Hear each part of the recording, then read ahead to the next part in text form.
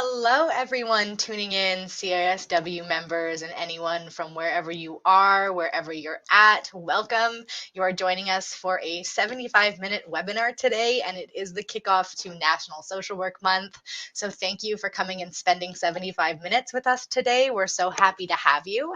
My name is Alexandra Zanis, and I'm the Social Policy and Communications Coordinator here at the CISW. I'm so excited to see everyone's virtual names. It feels like it's been a while, so please drop us a line in the Q&A and let us know where you're tuning in from and what you're doing to celebrate National Social Work Month aside from attending this webcast. Before I get into the presentation today, and man, we have a good one. I am excited to be here and moderating it. Before I get into the topic and our presenter, I just want to cover a couple quick housekeeping notes for anyone who may be new to this platform, as it is a little bit different than maybe the Zooms or other things. So this platform is completely customizable. Everything you see on your screen can be resized or rearranged to fit your viewing needs. So if you want to make the slides bigger, you can do that and resize them. If you want to make the video bigger, feel free to resize that. I like to have the Q&A tab open, the little question box open, so that I can type my questions throughout the presentation. You don't have to wait until the end. We will have a bit of a time for a formal Q&A section at the end. So please just type your questions as they come to your mind, and we'll make sure that we compile them and get to as many as we can as time permits. Because it's National Social Work Month, there's a bunch of things going on that we want you to get involved with and engaged with. The theme this year is social work is essential, and we really do want you to feel essential and like you are essential workers right now, as the times have changed and shifted from last March, and we're coming up on a year now. So just head over to our webpage at cisw-acts.ca to see how you can get involved, or check out our Facebook, our social medias, our Twitter. We have a lot of contests going on, book draws. You can download some fun shareables or Zoom backgrounds, and just really find out ways to get engaged and honor social workers in your community, either that you work with or that you know, and honor the work that they're doing, because it has been definitely a challenging year. So with all that being said, I'm going to be on the back end here. I'm so looking forward to all of your questions and engagement. Feel free to tweet about this webinar, share it with your colleagues, share it with your friends. There will be a recorded version after the live webcast, so you can log back on anytime you'd like to watch the recording again, or share it with anyone you think should or would love to do this webinar. On to the topic. So today's topic is Beyond Good versus Bad, Understanding Racism as More Than Hate Crimes. We are joined by Khadija Kanji, and we are so happy to have you joining us for a second webcast. We did the first one on white supremacy and the casualties of care, COG as a machinery, social work as a cog in the machinery of white supremacy. So make sure you check that webcast out if you haven't already. But today we're going to dive a little bit more into this incredible project called Islamophobia and all of Khadija's work on really understanding racism as more than hate crimes. So Khadija, I am going to pass it on to you. But before I do that, we're going to do a quick poll. So for everyone who has the slide function open, let us know where you're tuning in from. I'm going to let Khadija introduce herself. I'll show you the results, and then we'll go into the presentation. So Khadija, thank you for being here, and take it away. Thank you, Alexandra. Hello, everyone. Thank you for joining us for this webinar. As Alexandra said, Beyond Good versus Bad, Understanding Racism as More Than Hate Crimes, during which we'll investigate the operation of normalized systemic Islamophobia, as well as our collective implication in it. And the analysis is specific to Islamophobia, but it can be applied more generally. As Alexandra said, my name is Khadija Kanji, MSW, RSW, and as she said, you may remember me from other such big webinar hits as Casualties of Care in December 2020, or I may otherwise look familiar because I'm considered a dead ringer for Bollywood star Priyanka Chopra, at least according to my mother. So either one of those two things. Did we want to get back to the poll and see where everyone is from? Yeah, so I'll pull up the results. Hopefully you had a chance to tune in there. So it looks like a lot of, wow, okay, represent from the prairies. My hometown is Calgary, Alberta, so I feel well represented here. Yeah, Yeah, some that there's a Atlanteans lot over of there. prairie people and a lot, quite a few from Atlantic Canada as well. Hmm. Awesome. Okay, well, we're done with that poll. Can you just so take it away? Let's get into this bulk of the presentation. Okay, thanks, Alexandra. And actually, I wanted to begin the presentation by thanking Alexandra for all of her support and allyship with respect to Islamophobia. Many of you may know that January 29th was the fourth anniversary of the Quebec mosque shooting. And it is, as usual, a somber occasion for the collective Canadian Muslim community, during which we remember, reflect, and pray, and think about Islamophobia. And so Alexandra thoughtfully reached out to me to say she was thinking of me in the Muslim community. And just beyond that, she invited me to host this webinar and has otherwise, gone out of her way to share analysis on Islamophobia, to learn herself and to share some of that analysis with all of you. And so I say this to thank Alexandra, but also, more generally to reflect on allyship, which is such a big and daunting project. And I think this anecdote, it reminds me of how often allyship comes down to these seemingly simple gestures of thoughtful and intimate solidarity. And I think that they're the foundation for coalitions of action and communities of care among people who are invested meaningfully in each other's humanity. So thank you, Alexandra, for that, which I think is a good reminder to me about the values and forms that my allyship can take, and the ethic of care that should be underpinning it. And speaking of allyship, I'm reminded that as a Muslim settler, I experienced Islamophobia on stolen land, but that even my resistance to Islamophobia and to other systems of oppression happens on stolen land. And this is the reality of existing in a settler colonial context. It's the premise of everything we do, and it is the framework within which we do it. And so, as I share with you about a form of racism that impacts me, Islamophobia, as I share with you about a racism that impacts me, I also feel politically compelled to name a racial project that I am complicit in every day, the colonization of this land and the ongoing theft from and violence against the first peoples of this land.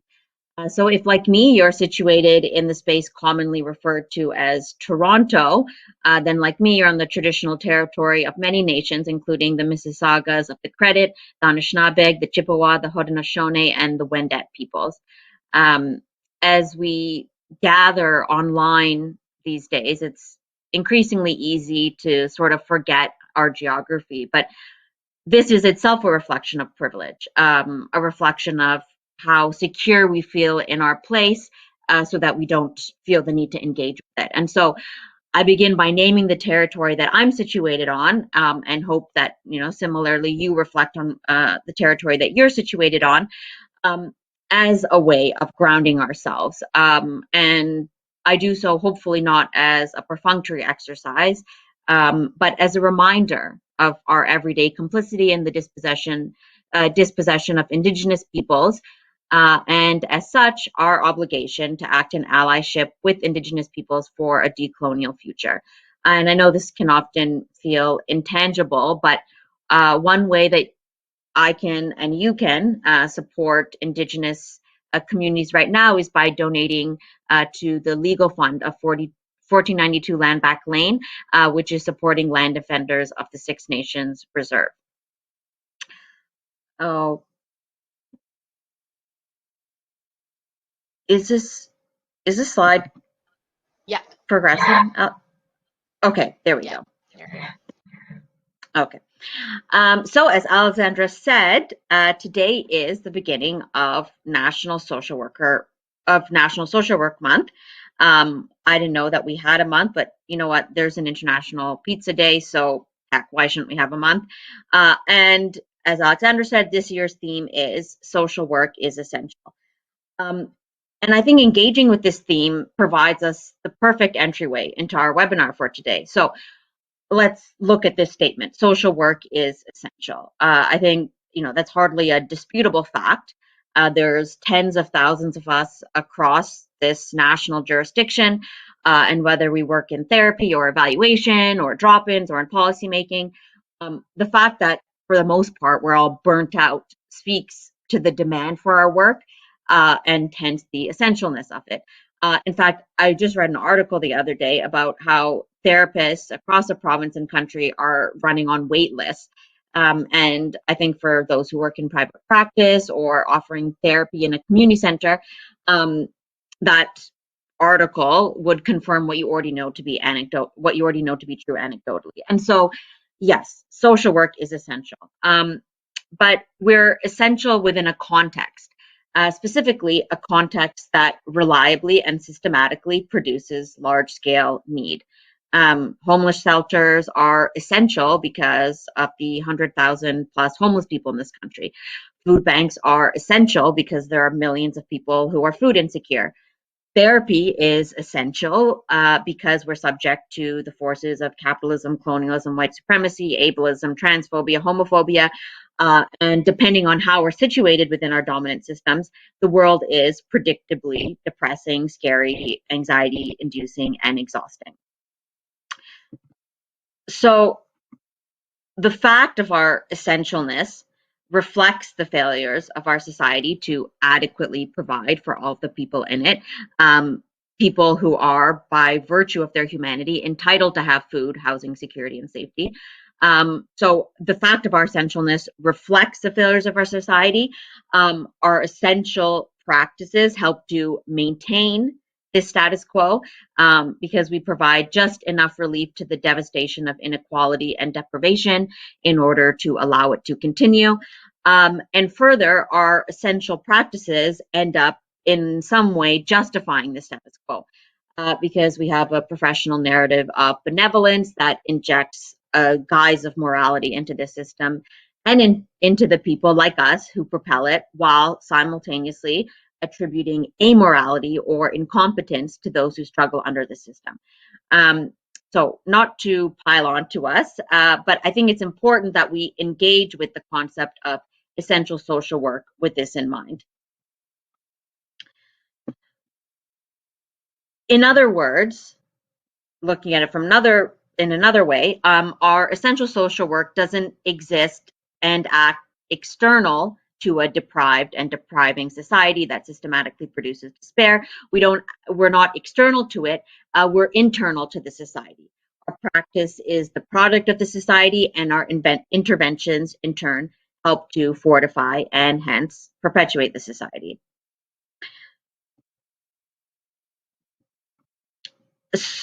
Social workers are constructed quite squarely as the good social actors that act on the bad of society. And I think it's important for us to challenge this binary, to instead understand that good exists because of bad, that good enables bad, and good is also informed by bad. And this provides a good entryway into what I wanted to discuss today, and specifically, that is unpacking the good versus bad binary of racism, wherein we understand racist to be the binary opposite of anti-racist, wherein racist acts of hate are considered the exact opposite of anti-racist acts in response to hate. And like I said, I'm using the example of Islamophobia or anti-Muslim racism, but a similar analysis applies to all forms of racism and actually all forms of oppression more generally. So to begin, I wanted to start off with the definition of Islamophobia so that we are all on the same page. So I'm defining here Islamophobia as the unfounded fear and or hatred of Islam or Muslims leading to violence and systemic discrimination. So with that definition in mind, I want to begin by just situating the importance of this conversation. I think unpacking this good versus bad racism binary is especially critical right now, coming out of a U.S. presidency that was quite unprecedented in many ways, but unprecedented specifically in the way that it explicitly appealed to racist rhetoric, and in the context of a growing far-right movement that is related to that presidency in both the US and Canada. So one academic study puts the number of white supremacist groups in Canada right now to be at over 300 across the country. And so one of the effects of this explicit and ample and growing presence of white supremacist nationalism, one of the effects of it is to suck up all of our attention. Like a big baby, and their, big baby analogy applies in many different ways to this group of people, but like a big baby, the far right demands our attention in such a way that they come to increasingly define what racism is and what racism does. But actually understanding racism means recognizing that our country is literally premised upon racism. The Foundational Act of Canada was racially constructing the land's Indigenous peoples in such a way that they were deemed colonizable, thus justifying the theft, violence, and dispossession required to establish a nation state on top of an existing series of political and social structures of people. So the Foundational Act of Canada is racism. And the fact is that racial logic structure all of our society, not just those elements that we can safely categorize as hateful. And so to help illustrate the breadth and the depth of racism, I'm giving you an example of what should be a contradiction, specifically Islamophobic racism perpetrated within an actual anti-racist organization, to illustrate, like I said, the breadth and the depth of racism. So first, here's a context to what I'm going to describe. So in October of 2018, two separate events happened in Toronto.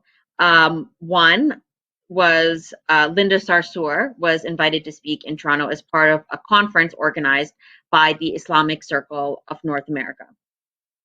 So for those who don't know, Linda Sarsour is a prominent Palestinian American Muslim activist, perhaps best known for being a co-organizer of the American Women's March, but more generally, she is active on issues affecting Arabs, Muslims, otherwise racialized people, and women in America and beyond.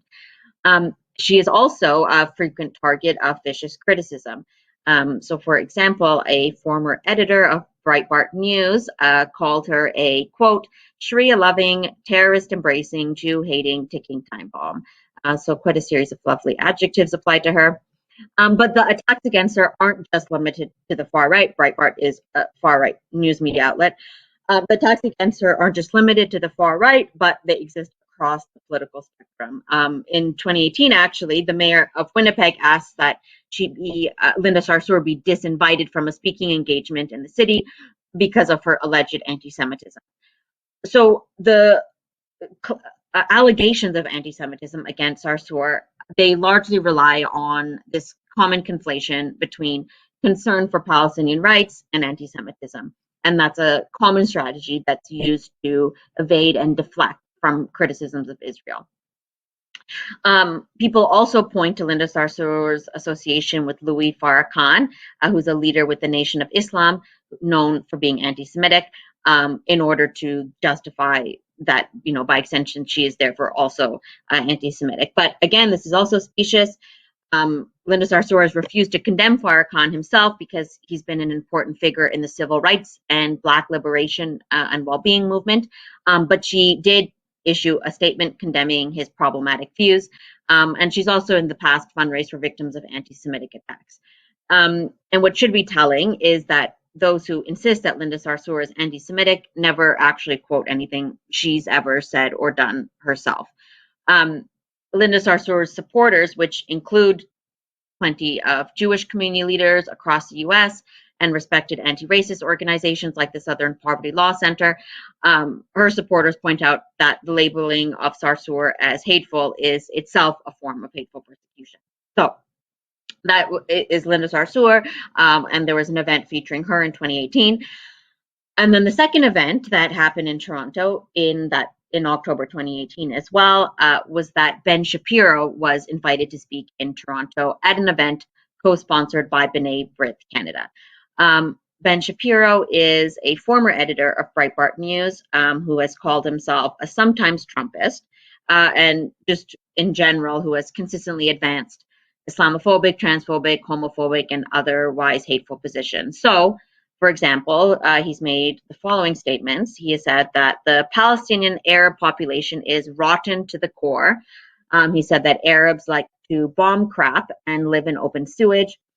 Islam is an ideological representation of third worldism and poverty, and it is no good for Western civilization to take in millions of Muslims. And in fact, the Quebec City mosque shooter, Alexandre Bissonnette, visited Ben Shapiro's Twitter account 93 times in the month before the shooting, therefore suggesting that he was in some way influenced or compelled by Ben Shapiro's views.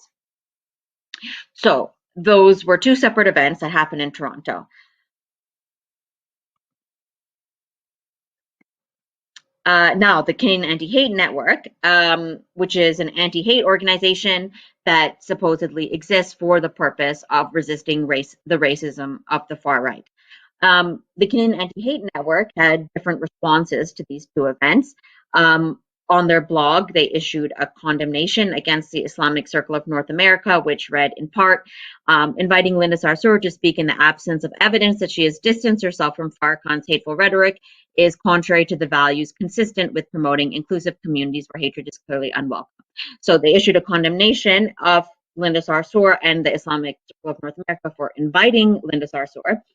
And even though they were made aware of the Ben Shapiro event, and I know personally that they were made aware because I was part of a group of people who told them about it, even though they were made aware of this event with Ben Shapiro, they flat out refused to issue anything in response to it.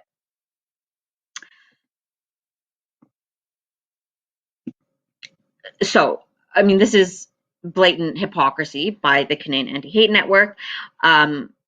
Essentially, their standard for what constitutes hate perpetrated by Muslims is unreasonably low. Meanwhile, what constitutes hate against Muslims is unreasonably high. But this hypocrisy by them has to be understood by reference to the broader hypocrisy that is Islamophobic race thinking. Specifically, just as the construction of Jews as being responsible for all evil allowed for the evil of the Holocaust, the myth that Muslims are particularly and violently hateful enables, justifies, invisibilizes, normalizes, even makes desirable. The myth that Muslims are particularly and violently hateful enables the violence and hate directed against Muslims. So we see this myth in far-right activism. If you look at any footage of an anti-Muslim protest outside of a mosque or school, and there are many, at least pre-pandemic, you'll see signs talking about terrorism or honor killings or pedophilia or a host of other accusations about Islam and Muslims that essentially boil down to, we only hate Muslims because they themselves are hateful. The Quebec mosque shooter, actually, for example, he said that he shot up a mosque, that he shot up the Quebec mosque in order to stop Muslim terrorism. And so we see this myth of Muslim hatefulness being galvanized by the far right in order to justify their hatefulness. But while anti-Muslim shootings and rallies are still within fringe elements of society, they're informed by content that is circulated quite regularly and reliably through the mainstream. We hear that this whole Muslims are hateful narrative from Canadian political leaders. In 2011, our Prime Minister at the time, Stephen Harper, I always forget that he was a Prime Minister and express gratitude every day that he is no longer a Prime Minister. But in 2011, he had baselessly implied that mosques are sites for terrorist radicalization. And in 2015, when Bill C-51, which was a draconian anti-terrorism legislation, when that was piloted in 2015, the Conservatives singled out jihadi terrorism as the primary reason for it. Of course, we are so concerned with Muslim terrorism because we only call something terrorism when it is committed by a Muslim. So in 2015, for example, our Minister of Justice, Peter MacKay, he argued that this foiled plot by Nazi-inspired anti-Semites he said that it wasn't terrorism because it wasn't culturally motivated. That is, it wasn't perpetrated by Muslim cultural others. We hear that Muslims are hateful narrative from our state bodies, like the Canadian Revenue Agency. In 2018, for example, the CRA revoked the charitable status of a mosque in Ottawa, in part for hosting speakers who had elsewhere on other occasions, not at the mosque itself, but who had at other times made hateful and violent comments. But meanwhile, there are other Canadian charities who have maintained their status while hosting, for example, Israeli academic Mordecai Kedar, who advocated for raping Palestinian women. There are Canadian charities that have hosted Geert Wilders, a Norwegian, I think, politician who has called for banning the Quran and mosques. There are charities who have hosted Pamela Geller, who claimed that Hitler was inspired by Islam, and who was cited in the 2011 manifesto of the Oslo shooter. So, meanwhile, Muslims have their charitable status revoked for this kind of third-hand association to things that may have been problematic. There are active charities that are still operating with Canadian charitable status, who have much more direct links to hateful activity. We hear that Muslims are hateful narrative from our very own security institutions and security experts. Actually, just months after the Quebec mosque shooting, which was at the time the most fatal act of political violence in Canada since 1989, just months after the Quebec mosque shooting, Public Safety Canada published a report which said that violent Islamist ideology is the most significant threat to our country. Even though Muslim so-called terrorism has been responsible for only 2 deaths since 1960, meanwhile, white supremacy has taken almost 30 times as many lives as has Muslim so-called terrorism, and has been responsible for about 15 times as many incidents of violence as has so-called Muslim terrorism. And yet, according to Public Safety Canada, even in the wake of the Quebec mosque shooting, according to Public Safety Canada, violent Islamist ideology is still the most significant threat to our country.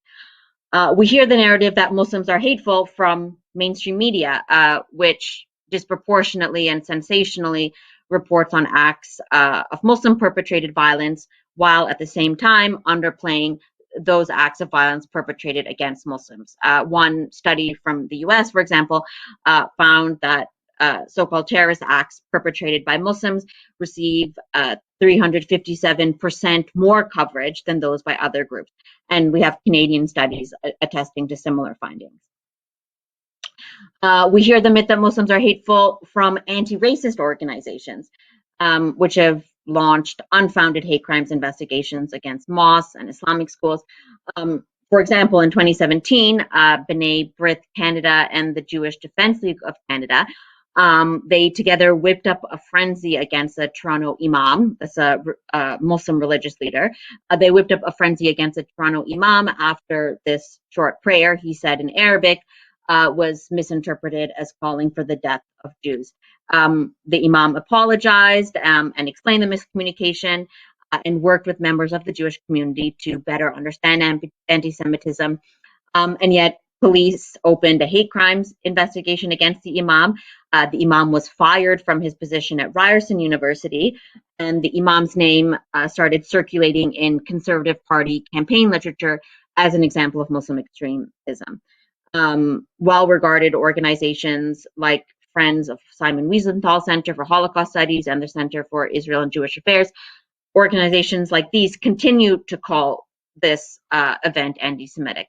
And so none of this is to diminish the reality of anti-Semitism. We know that hate crimes against Jews are both significant and growing, but it's just to demonstrate how allegations of racism can be operationalized quite perversely to advance other forms of racism. So we hear the narrative that Muslims are hateful from anti-racist organizations. We hear the narrative that Muslims are hateful even in the act of a supposed anti-Islamophobia activism. So just this year, for example, Muslim member of parliament Omar Al-Ghabra, he was promoted to Minister of Transport, and predictably this received a lot of Islamophobic backlash. And a media commentator in the Globe and Mail defending al-Ghabra, in his defense of him, saying that he's mild-mannered, he's not too religious, he doesn't have a long beard, et cetera, et cetera. And so essentially defending Omar al-Ghabra against Islamophobic persecution meant effectively saying he's not that Muslim. Therefore, by extension, also suggesting that Muslims who do have a beard, who are religious, are the rightful target of Islamophobic suspicion. So we see the narrative that Muslims are hateful, even in the act of seeking to defend individual Muslims. And so, given all this, it should hardly be surprising that the Canadian Anti-Hate Network should reproduce the idea of Muslim hatefulness in its hypocritical intervening. This narrative that Muslims are hateful is so compelling that it is actually understood as the anti-racist position to be galvanizing this narrative. It's actually considered the anti-racist position rather than the racist position. And so, sorry, just clicking to the next slide. There we go. So rather than understanding racist, hateful society as existing in a sphere that is separate to that of respectable or even anti-racist society, instead of understanding these two spheres as separate, we are better to understand all of society as being organized and informed by the same racial logics. They organize and inform those who would shoot up or picket outside of a mosque, and they organize and inform those who would never do that, those very people who would reject doing that. But that common racial logic informs the activities of all of those elements of society: respectable anti-racist society and less respectable racist society.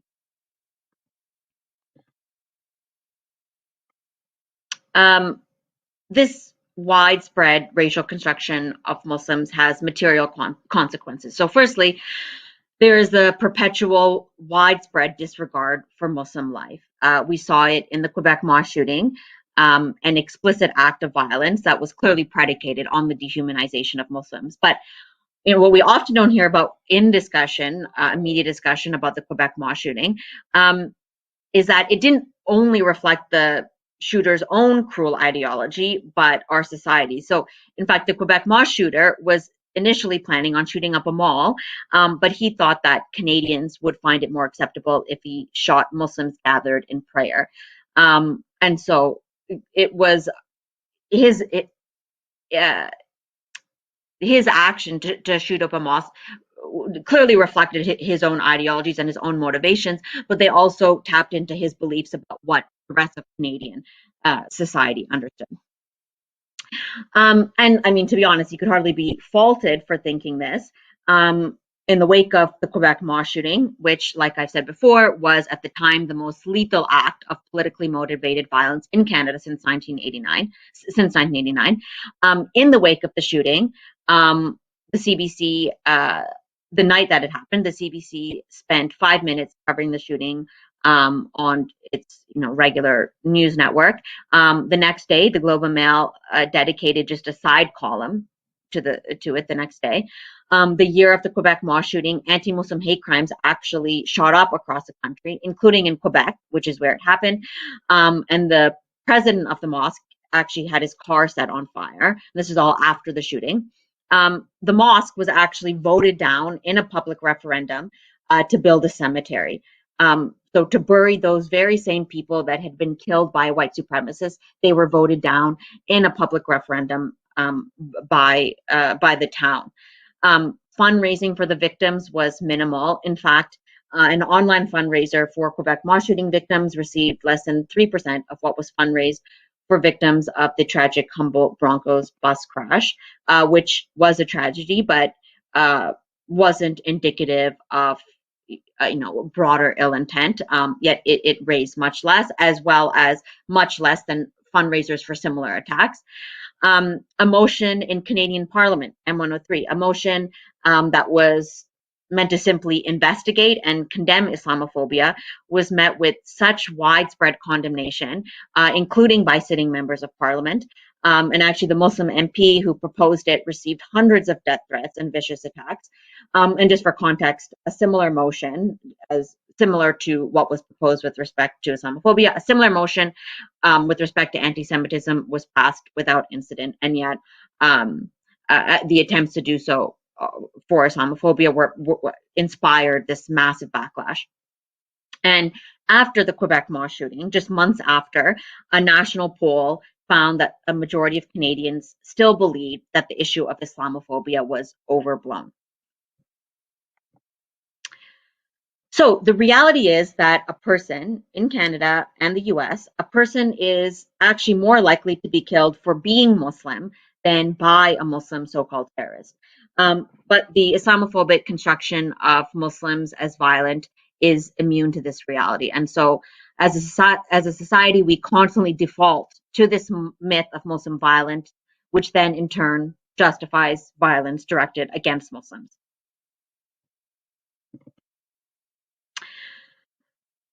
Secondly, the very state infrastructure that is responsible for protecting us from violence not only fails to do so, but is itself a source of such violence. And actually, this points to the broader limitation in the entire framing of hate crimes. This idea of hate crimes creates a distinction between the interpersonal and the systemic. A crime, by definition, is an injury against the state. But this distinction between the interpersonal and the systemic, between the acts of individuals versus acts of the state, this distinction is at best blurry. The Quebec mosque shooter, for example, he justified his actions based on the need to prevent Muslim terrorism. But this whole preemptive killing of terrorists thing, this narrative, is the entire premise of the so-called war on terror, which is a state enterprise. The war on terror, which has conservatively taken the lives of over 1 million Muslims. So for context, globally, only 0.01% of the world Muslim population is engaged in violent activities with militant groups. But within this logic of Islamophobia, a logic that both understands Muslims as inherently disposed towards violence, and a logic that devalues human life, within this logic of Islamophobia, millions of Muslim lives are a worthwhile trade-off for supposedly preventing any perpetration of Muslim violence, a trade-off we certainly wouldn't accept for white people. As the academic and activist, Professor Arun Kundnani, said in a recent talk, he said, the Quebec mosque shooting is the coming home of the logic of the war on terror. Of course, this logic has been at home in many ways. We see it in government surveillance, no-fly listings, interrogation by CSIS at places of worship and at home, detention without charge, peace bonds, the deployment of security certificates, extradition to torture, counter-radicalization programs. These are all state practices that are disproportionately applied against Muslims in Canada, permanent residents as well as citizens. These are all state practices that are applied disproportionately against Muslims based on this underlying taken for granted truth that Muslims are dangerous. The Quebec mosque shooters' actions were illegal, but those of the state are perfectly legal. And so law isn't a particularly useful metric for assessing the legitimacy of something. The law is itself informed by the same logics and practices that inform those who violate the law. And those activities that happen within the law are actually more relevant to our existence than those that exist in violation of it. And what's more is that not only do hate activities and state violence, not only do hate and state violence emerge from the same race thinking, they compound and reinforce one another. So the Quebec mosque shooter was ultimately not charged with terrorism, while Muslims have been convicted of terrorism for making donations. In fact, in all but one case, terrorism convictions in this country have been exclusively applied against Muslims, even though, like I mentioned before, white supremacists have been responsible for many times more deaths as well as incidents of violence. The Quebec mosque shooter, actually, he recently had his sentence effectively shortened, meaning that he could conceivably be out of jail before Muslim so-called terrorists who have never hurt a single person are. He could be out of jail before some convicted Muslim terrorists. This terrorism hypocrisy, this this hypocritical application of Muslim terrorism both punishes Muslims more for doing less, but it also gives institutional legitimacy to this myth of the Muslim terrorist, helping to justify the everyday construction of Muslims as terrorists that compels people like the Quebec mosque shooter to eradicate terrorism by violating a mosque. And so we see this kind of the circular application of state activity and the way that it informs that of hate. And in reality, this idea that, maybe not all Muslims are terrorists, but all terrorists are Muslims, in reality, that's only true because we only call something terrorism if it is committed by a Muslim. And so actually, speaking of terrorism, we have a very recent example of how deep this collaboration between hate and state runs. So actually, just recently, the Canadian government announced that it was adding several white supremacist organizations to the list of terrorist entities. So some Muslim and anti-racist groups applauded this, but some more critical voices, including a coalition of legal and anti-racist activists, some more critical voices issued a statement that expressed concern over this. So for context, so terrorism is this kind of broad and inconsistent concept that is essentially premised on the exclusive power of the state to authorize and legitimize thought and activity. Being labeled a terrorist entity has serious financial and even criminal consequences, but terrorist entities are listed by unaccountable executive decision. They can be put on the list using evidence that remains secret. And there's very few avenues for challenging a listing or obtaining redress. And this is made even worse by the fact that being listed as a terrorist entity usually involves asset seizure. And so that makes it, nearly impossible to actually obtain legal counsel in order to wage the legal defenses that are available to you. So terrorism, like as a legal mechanism, it solidifies and expands the powers of the state to legitimize or delegitimize politically, legally, socially. It expands and solidifies the powers of the state to legitimize or delegitimize certain thought and activity with little opportunity for challenging this. And so as this coalition of critical voices noted, adding these white supremacist groups to this list of terrorist entities strengthens and legitimizes this terrorist legal infrastructure. And it is an infrastructure that, even if it does include some nods, that point to the danger of white supremacy, it's an infrastructure that is inherently racialized, and that will always be used to disproportionately target and penalize Muslims, Indigenous peoples, and activists. And the reason for that is precisely because these groups threaten the operations of the settler colonial militaristic state. And so what actually didn't make the news was that at the same time as these white supremacist groups were added, nine more Muslim groups were also added to this list. And so now, we have a situation in which we have a charity like Irfan, which was listed as a terrorist entity for donating medical equipment to the Gaza Strip. We have a situation where we have organizations like the white supremacist Proud Boys that inflict terror and violence on non-white bodies and communities. We have a situation where we have the Proud Boys listed alongside groups for Palestinian and Kashmiri solidarity, effectively conflating neo-Nazi ideology with decolonial anti-racist ideology. And so, this very recent example reflects the need to understand racial continuities between hate and state. As long as we engage in this artificial separation between the white supremacy of far-right groups and the white supremacy of the state, we'll locate our anti-racist salvation in state tools like terrorism, which, even when it is once in a while or ad hoc used to address white supremacy, it is fundamentally a white supremacist tool that will, at its best, be used to penalize interpersonal white supremacy while reinstating, advancing state white supremacy.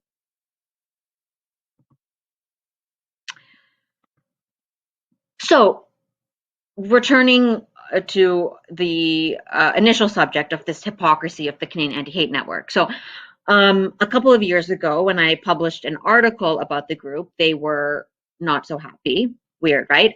But their own sensitivity aside, I did want to make the point that, you know, I'm not trying to unduly criticize this one organization, which actually is well-intentioned. And I think that focusing on them specifically is very limited. On the contrary, this example of a well-meaning anti-racist organization engaging in racism against Muslims, this example reflects not an organizational problem, but a societal one. Specifically, the comprehensive reach of racism across all of society, from the hateful to the anti-hateful, so spanning the literal possible breadth and depth of society. So A, it points to the comprehensive reach of racism. B, it points to how racism is more than just a process of victimizing. It works most effectively by constructing racial others as enemies and therefore making acceptable, normal, legitimate, even desirable. It makes legitimate their victimization. So what is in fact racist can actually masquerade as not just neutral, but in fact anti-racist. And then see how this racist versus anti-racist binary is unhelpful towards understanding and addressing racism, and in fact oversees the reproduction of racism, in part because it helps us to shy away from interrogating these continuities between hate versus state, racist society versus the rest of us.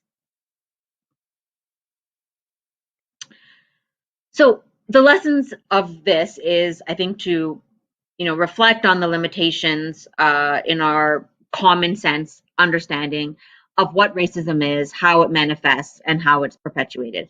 So firstly, we should be looking for continuities rather than just distinctions between different societal actors. While hateful protesters obviously operate very differently from mainstream media, institutions, and the state, while they operate differently, ultimately all levels of society collaborate, intentionally and unintentionally. Ultimately, all levels of society collaborate towards the perpetual disenfranchisement of Muslims and all those who are otherwise racialized.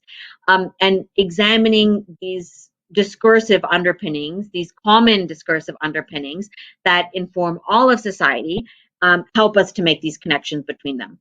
And this is necessary because actually the most relevant racial narratives aren't those that are limited to fringe elements, and the most relevant acts aren't those that are specific to fringe racist elements. That which is most relevant is that which spans across society, rather than that which is just fringe. Secondly, we shouldn't prioritize hate in our understanding of racism. The reality is that crime, something that is defined as a crime, is indicating something that is socially and legally unacceptable behavior. Therefore, what is visible to us as hate is actually less relevant in perpetuating the disenfranchisement of those who are marginalized. The policies and practices of institutional actors and the state are generally legal, socially acceptable, and or are not understood by large portions of the public. And so they are also more lethal and have more significant material impact than hate. Like a global Islamophobic discourse that has made possible the more than 1 million people killed in the US-led war on terror, which far outnumbers, in terms of numbers, the casualties from hate crimes. And so, of course, it isn't to undermine the material, emotional, and social and political effects of violent hate at the individual level, but it is to suggest that we will always be limited in responding to racism if we focus exclusively on these outbursts of hate that have already been deemed socially unacceptable by virtue of their categorization as a crime. And then thirdly, we shouldn't take for granted that our good anti-racist intentions are sufficient in making us proper allies. Hate is obvious to us when it comes from a place that is clearly illogical. Hating people for the color of their skin, for example, is easy to criticize and condemn. But it's much more difficult to name and condemn racism when it comes from the literal opposite place.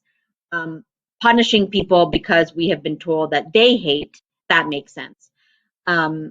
Since we are socialized within the same race thinking that we object to, it is therefore absolutely necessary that we engage in constant critical interrogation of ourselves and the information we receive, lest we reproduce the same dynamics that we are trying to resist.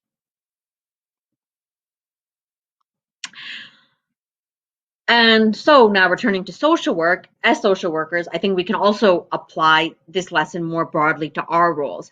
And how we can understand ourselves as the Canadian anti-hate network in our professional realm, i.e.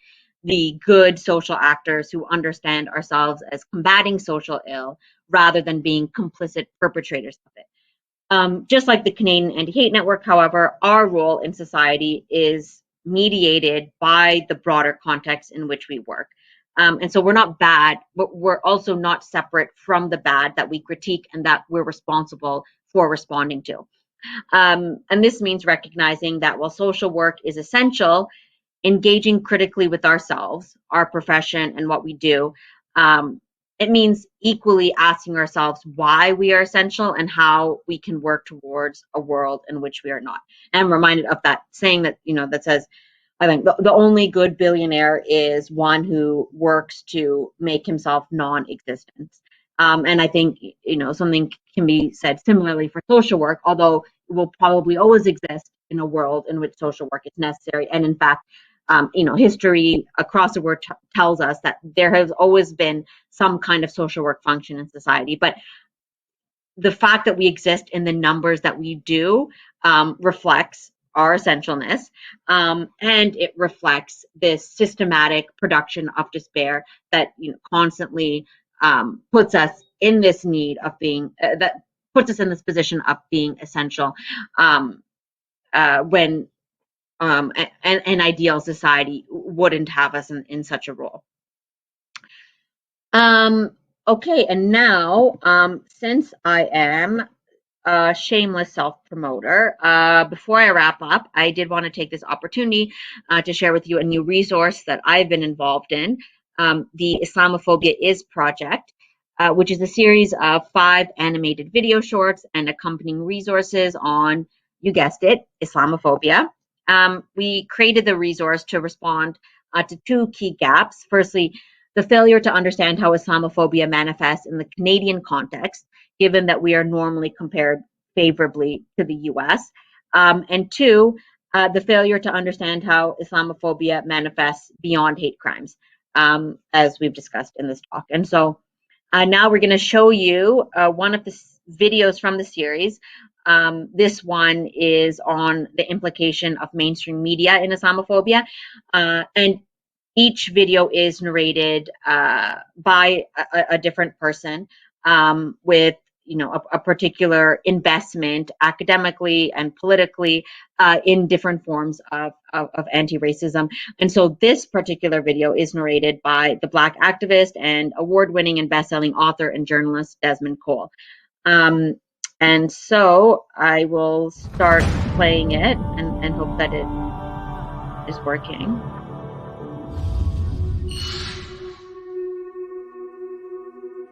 Okay, it's playing. We can't hear it though.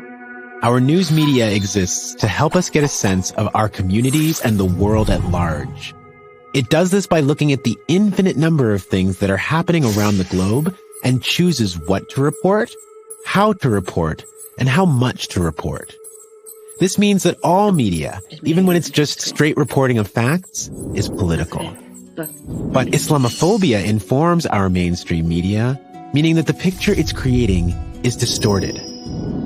This image is one that reinforces unfair biases about Islam and Muslims. An academic study on Canadian mainstream media confirms that violent acts committed by Muslims get far more news coverage than violent acts by white supremacists and right-wing extremists, even though the latter have been responsible for more deaths. So even though Muslim political violence has taken only 2 lives in Canada since 1960, the media is giving us a different story, leaving us in Canada always worried about the next act of so-called jihadi terrorism. And it's not just in the amount of coverage, but the type of coverage. Take these 2 front pages of the Globe and Mail. On the left, taken the day after the Boston Marathon bombing, and on the right, the day after the Quebec mosque shooting. The Quebec mosque shooting happened in Canada and was more fatal than the Boston Marathon bombing. But the headlines would have you believe another story. And so our mainstream media doesn't just deliver us the facts, it also strongly influences how we feel about the facts. In this case, by suggesting that Muslim lives aren't as important as non-Muslim ones. Now, take this terrorism timeline put together by Global News after the Quebec mosque shooting. The only other incidents mentioned on there are ones by Muslims, including one that wasn't even carried out. The timeline doesn't include some more fatal acts of violence, like the murder of 3 RCMP officers by right-winger Justin Bork, or the murder of 14 women at l'École Polytechnique by Marc Lepine. So when people say that all terrorists are Muslim, it's because, well, we only call something terrorism if it was committed by Muslims. We rightly expect the mainstream media to be a truth teller. But Islamophobia and other biases mean that this isn't the case. Islamophobia in media leads us to overestimate the threat of Muslim violence and underestimate the threats against Muslims. This contributes to more Islamophobia. It's a vicious cycle. We need to rely on more honest sources of analysis and knowledge. At the same time, we also have to hold our mainstream media to account for perpetuating unfounded stereotypes about Muslims and Islam.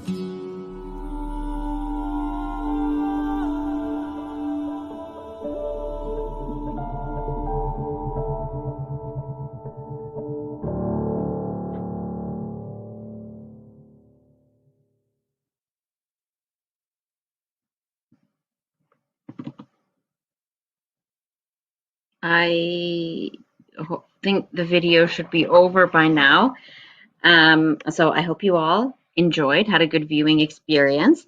I just wanted to, I included some screenshots here in the slides. So this is our Islamophobia Is website. This is one of the videos. So we have 5 videos, and like I said, they're all located on the website. You'll see under the watch tab. Under the watch tab, we also have the transcripts and the citations for everything. So this is one of the videos, and then we have a educator's guide, which contains 23 different application exercises and activities for educators in teaching grade 6 to 12 to support them in implementing the video series into their classroom learnings.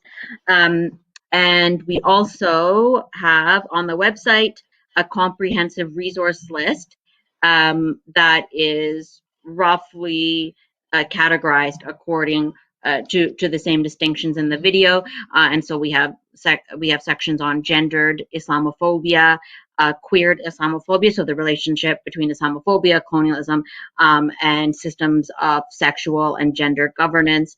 We have the history of Islamophobia, different databases, and so that resource is quite comprehensive. And so once you watch the videos, you'll be sure to find more resources on anything that sparked your interest in that resource list. And so I am in this very bizarre situation wherein I'm actually not running overtime. So I'm trying to process that feeling right now, which is a good feeling. So I will just finally suggest that you all please visit islamophobiais.com, check out the videos, share them, organize an event around them, and you can contact us there. Our contact information is on the website, and also check out our Facebook page for updates. And so, Alexandra, I think that's it from me.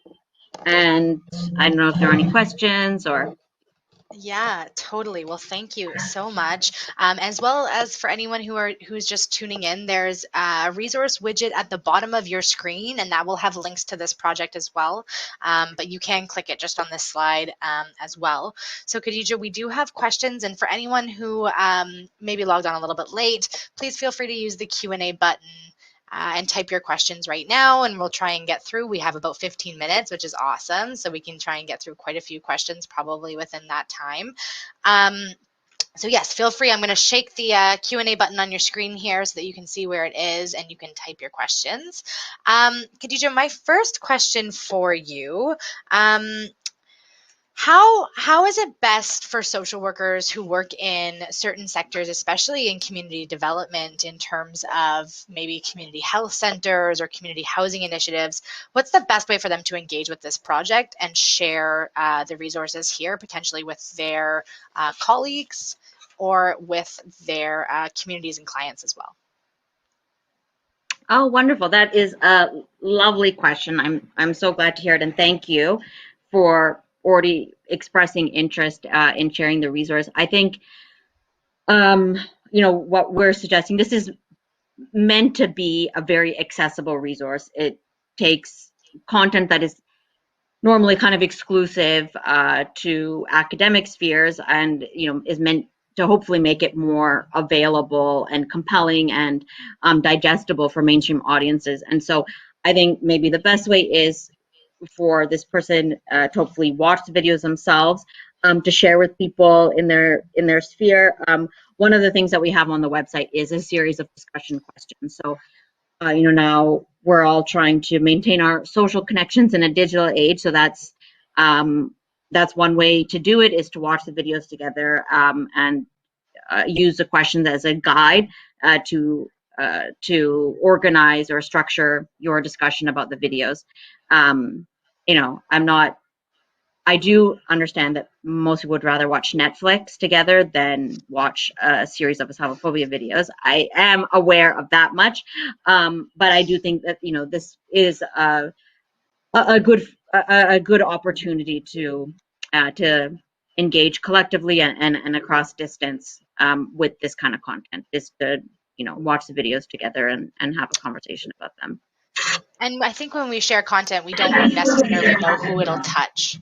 So I think sharing widely and sharing often, especially things that really speak to you, or issues that we feel like don't get enough media attention, I think it's important to share them because you don't know who they will reach and what the impact will be. So I will put that little plug in there. Yeah.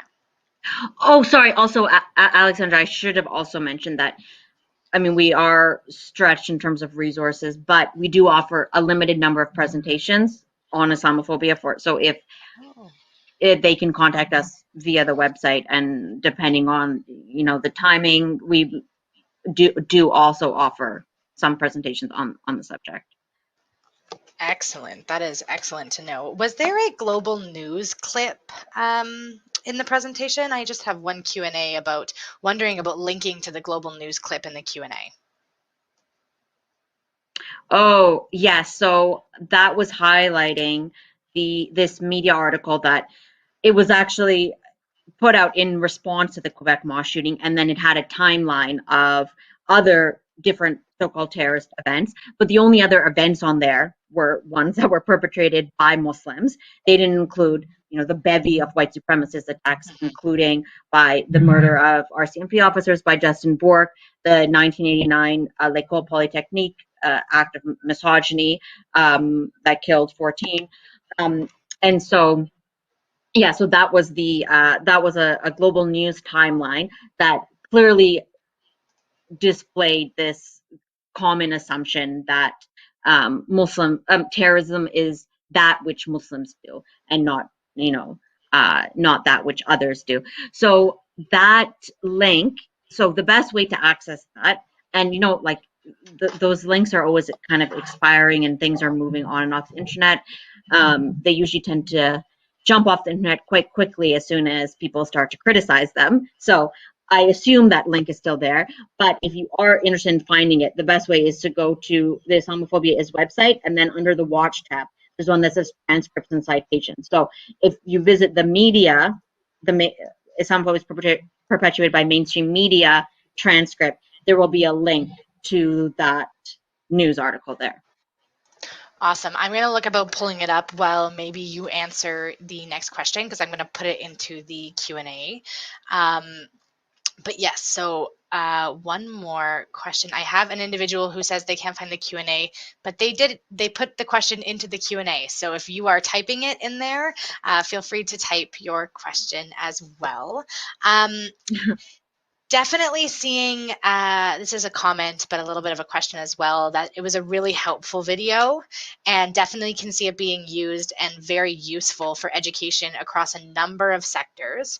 And for example, my son's first year in his media studies course. So is that, what was the intent and what was the idea behind the project a little bit more? I'm just so intrigued by this project because it feels like there isn't that much out there like this. So what really spurred you and your group to launch this very almost interactive as well conversation around what Islamophobia is? What spurred that? Yeah, so first of all, thank you for that comment. That is very generous and affirming to hear. And absolutely, I think a wonderful application for the series would be in a media studies course as an example of how to engage critically with media. And actually, we did this project as Noor Cultural Center, and we on our Noor Cultural Center website, which is www.noorculturalcenter.ca, I can provide the link afterwards. We do have a resource that focuses more specifically on Islamophobia in the mainstream media. It's actually it's included on the resource list on the Islamophobia is website. And so yes, Alexandra, you asked about the origin story of this project, and you're absolutely correct. There isn't a lot of publicly available content on normalized systemic Islamophobia. And as I did try to drive home in my presentation, our rather narrow and exclusive focus on hate crimes perverts the nature of racism.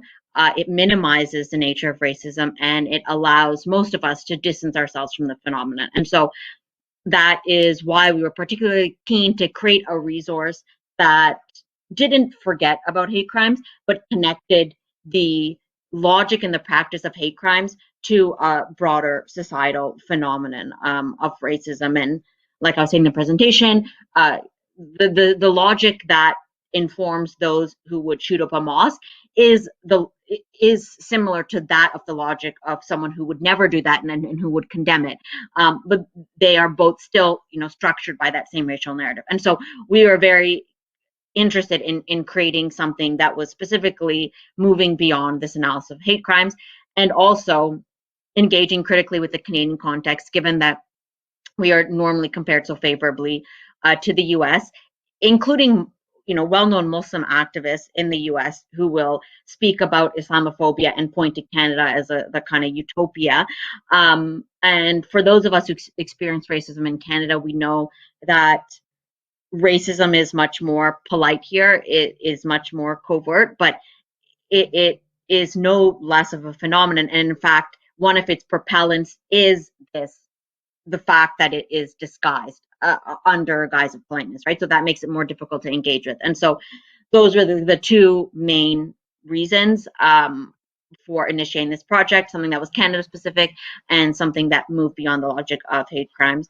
And, I've been doing this work for years as part of a Muslim community, mostly with my sister Aziza, who is a legal expert and who provided the legal analysis for these videos. So we've been doing this work, and instead of doing it ad hoc, we thought to compile this analysis into one space that was easily accessible. So there you have it. Awesome. And we do true, and it's interesting because your background is in social work.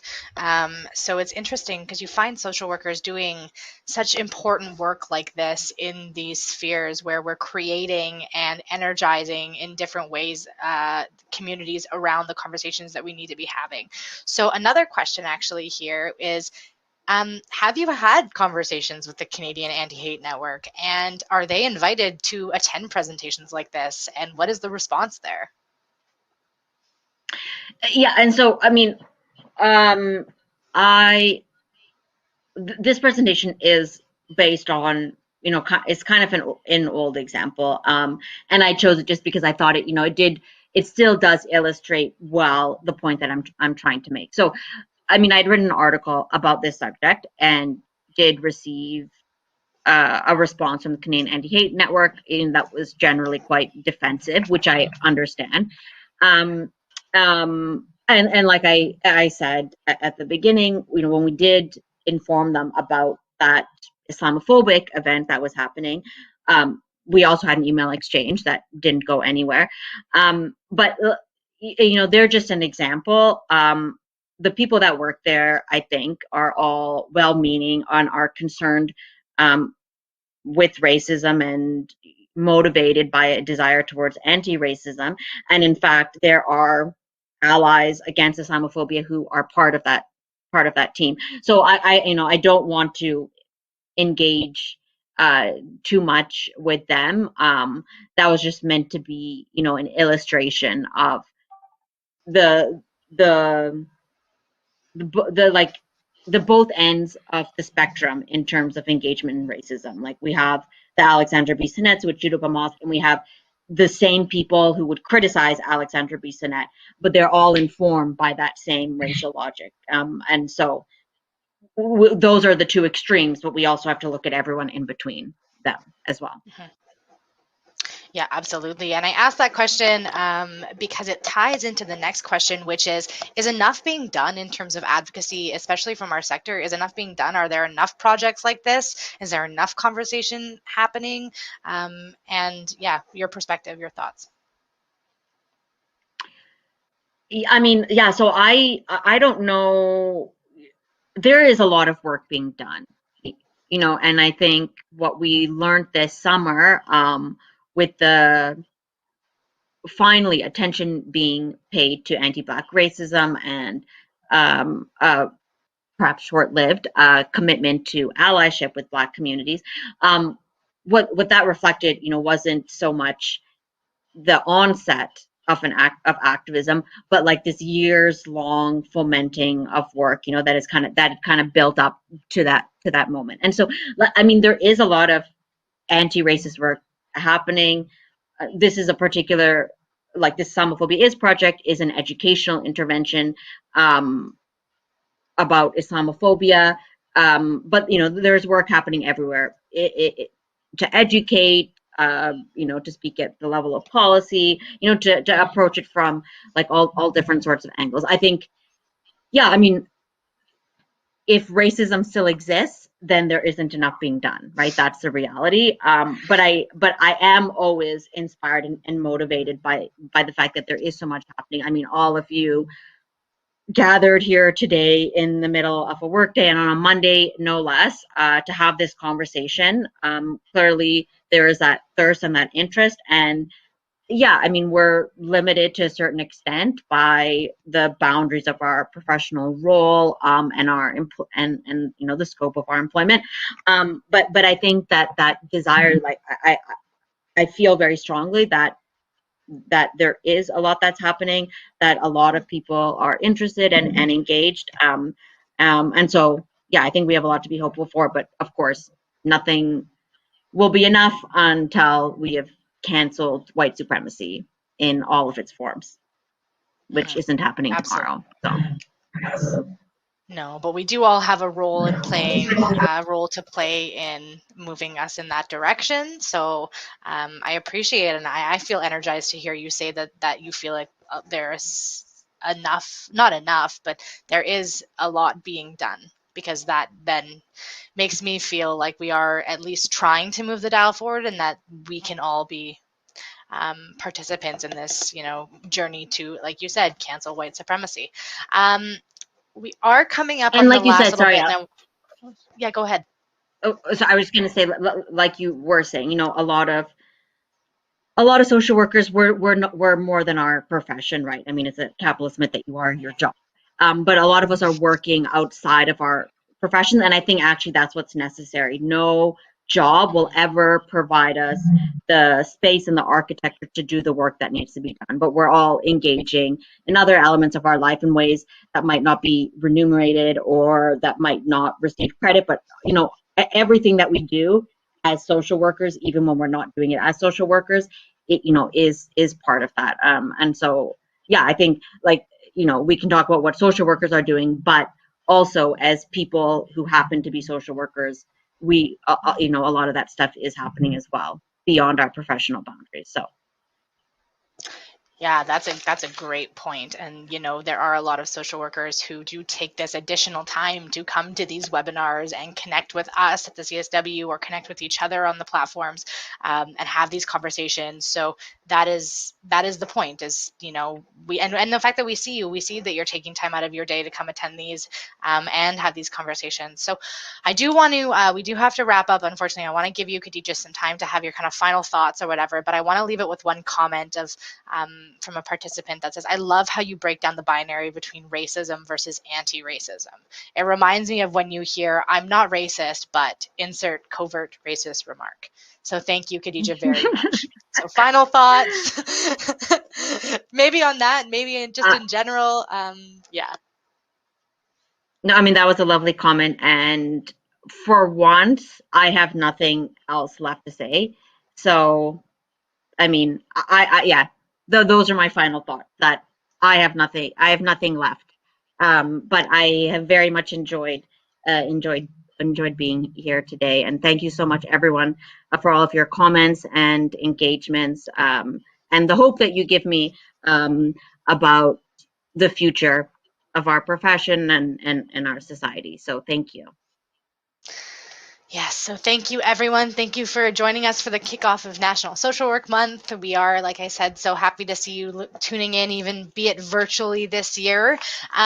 If you are curious about your certificate of attendance, you can hop back on after this presentation is over, or stay on, and it should be downloadable there within at least about, I would say, 15 to 20 minutes after the presentation concludes. It also is emailed to you, so maybe check your spam or junk folders if you're not seeing it there. You do have to view 40 minutes of this presentation to qualify for that. So if you haven't reached those required viewing minutes, the presentation certificate will not be available until you do reach that. A massive thank you to Khadija, a massive thank you to this Islamophobia is project and the intersection between social work and anti-racism work. So a huge shout out to them and all their work. Please do take some time to check it out. Please take some time to share it with your networks, and share this webcast if you found it very informative with anyone within the profession that may find it informative and insightful and engaging as well. We are here at the CSW. If you would like to get in touch with us in terms of National Social Work Month, please feel free to reach out. We would love to hear from you. And until the next webcast, we hope you have a great week, and we will see you then. Bye.